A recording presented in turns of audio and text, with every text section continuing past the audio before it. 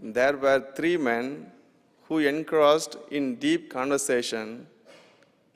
A pessimist says, I see a dark tunnel in front of us. An optimist says, I see the light at the end of the tunnel. And a realist says, I see a freight train. And the train driver says, I see three idiots standing on the track.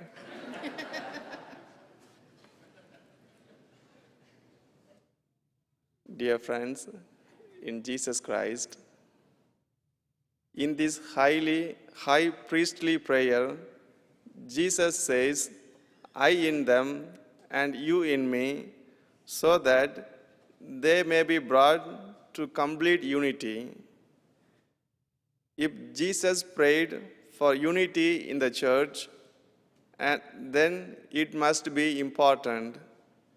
He prayed that the whole church be unified around the mission of spreading the gospel. If we examine the scriptures, we find that there are over 30 times where we see the combination of two words, one another. Encourage one another, love one another, serve one another, comfort one another. The pathway to holiness is through one another. There is power in connectivity. We draw strength from one another.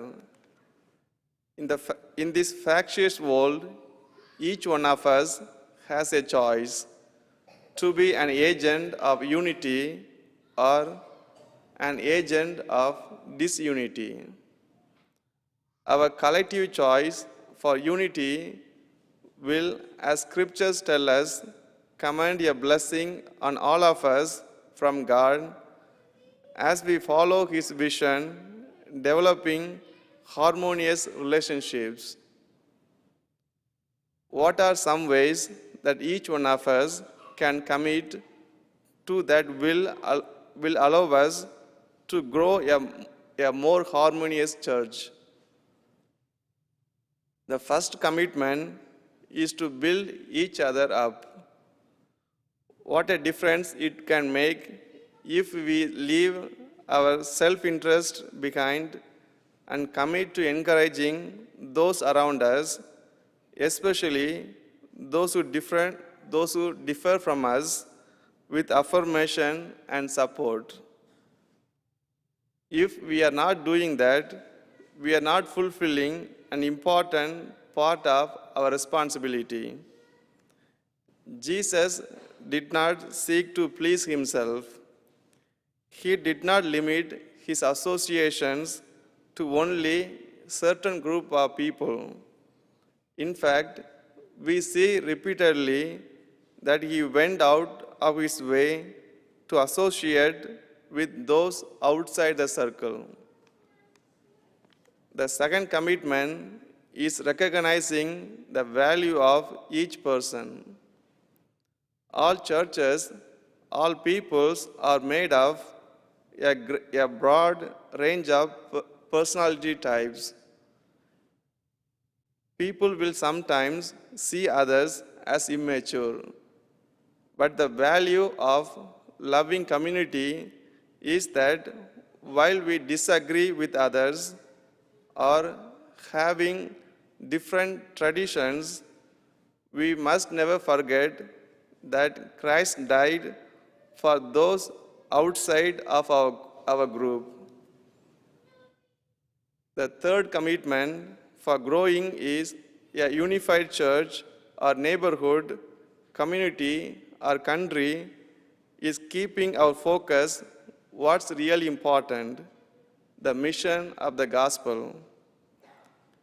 Jesus asked that we become one as he is one with the Father. We can easily be split over small things. We are here today from all walks of life, different social standings, political affiliations, and ethnicities. We are rich, we are poor, we are young, and we are old. Despite all our past and present associations, when we gather at this church, we put all that aside and come together as one family to worship our one God. On this Mother's Day weekend, let us acknowledge the truth that none of us is able to return in the same measure all the love that our mother has given us.